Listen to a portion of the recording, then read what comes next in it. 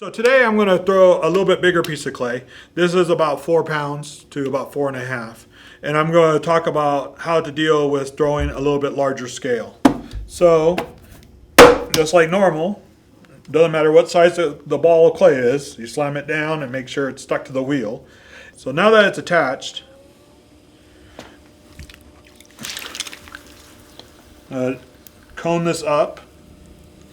And one thing is, if you feel like you don't have enough strength to throw a little bit bigger piece of clay like this, you can always do a trick that I was taught, and I do this with clay that's more like 15-20 pounds versus 5.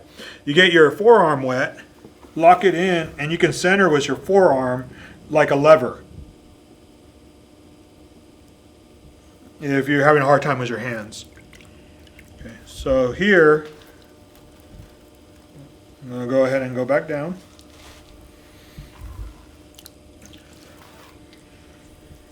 And since I want to make this into a vertical form, I'm going to center taller like our cylinders.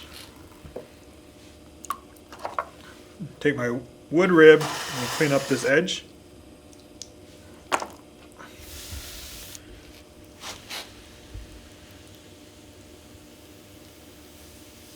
Just like that.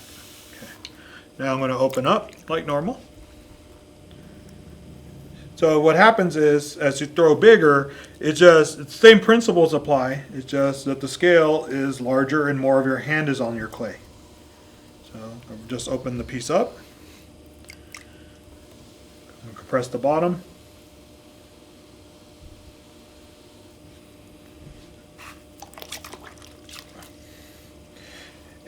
But instead of pulling from here, I'm actually going to take this upper section and do section pulling. I'm going to pull it up first.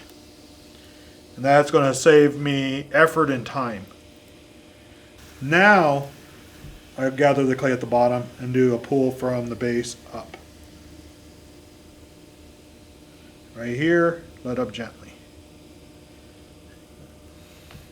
So once I'm at this point, slow it down a little bit. I'm going to clean this edge up.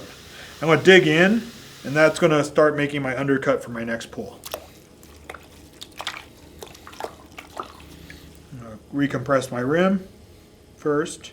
Just check where I'm at. I'm actually going to do that section pull again. I'm going to take the middle and pull up and stretch a little more height.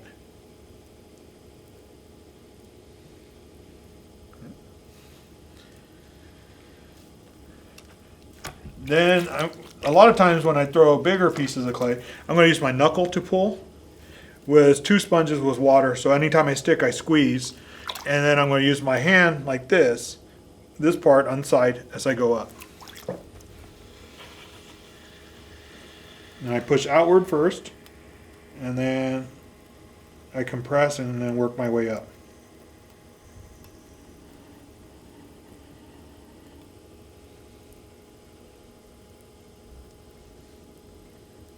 And just finish off the pull. Just like that. Once you learn to throw a little bit larger scale cylinder, then that's part of the principle of this, but then you can start having some fun with them. And you also, the tools get bigger, right? Normally you see me use a metal or a wooden rib that are this size, metal or wood. I'm going to switch to a wooden rib like this that's double the size. It just covers more surface area for shaping. I'm also going to slow it down a little bit. I'm going to take this tool, and these have a notch in them so you can hold them by the notch. Start at the bottom, push outward, and then I'm just going to shape this.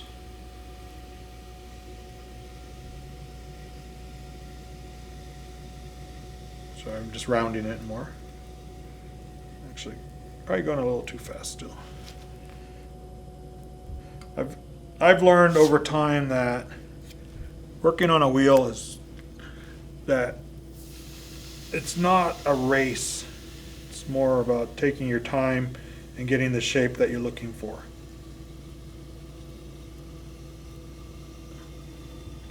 So now I have more of a curve form. I'll let up gently here. This is like when I'm demoing bottles. I'm actually breaking this up into sections. Now, I've twisted the top a little bit because I let up too fast. So I'm just going to put my hands on there and work gently up. And that'll make it, stretch it and make it more even, just like that. Take the metal rib, take a little bit of the moisture off.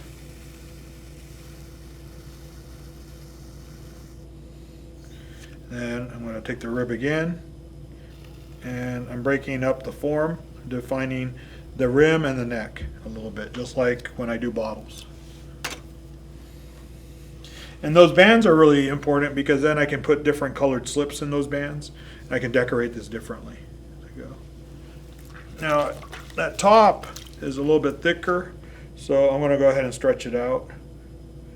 And it's thinner right there where I was stretching it. So I'm just going to grab it and pull it out towards me. Flare it out.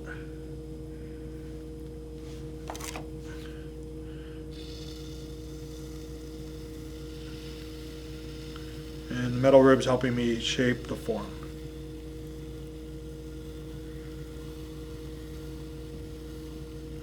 Like that.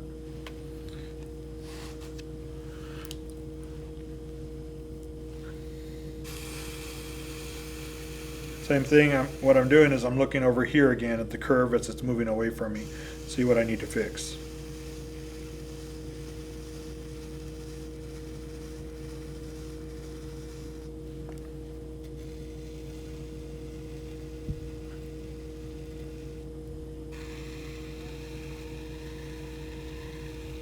Just like that. Okay. So once you have your shape figured out, you can start working on finishing the piece up. So I'm going to round out my rim a little bit, smooth the line that I made with the tool right now on the inside of it. And then I take my wood knife and cut off some of the excess clay for trimming. That way I don't have to trim it later.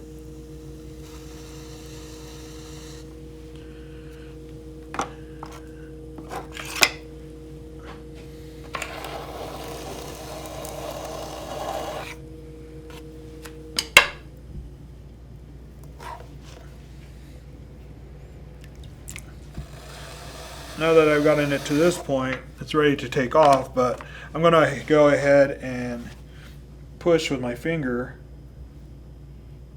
give it some buttons coming out of the outside like that. That way, just showing that I did act on this more, just to distort it a little bit.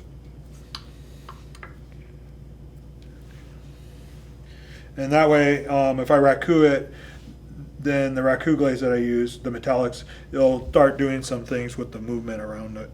If I high fire it, there's other things I can do to make those buttons appear a little bit more. I might paint them later. So the key is learning how to throw that taller cylinder. From there, once whatever form that you make, then you can explore form, shape, and your designs in space and visually. And each piece will lead to the next one as far as how things turn out. And you can always change your mind as you go. I'm going to go ahead and pull that out, stretch that a little bit like that, and make the rim a little bit more distorted.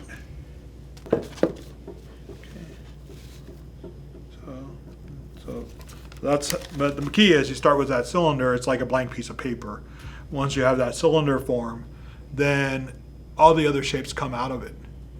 You know, even back to the bottles or even a bowl. You can turn a cylinder into a bowl. It's harder to turn a bowl form into a cylinder once it's outward because of centrifugal force. The clay is already out. It doesn't want to go back in. So have fun exploring larger scale pieces.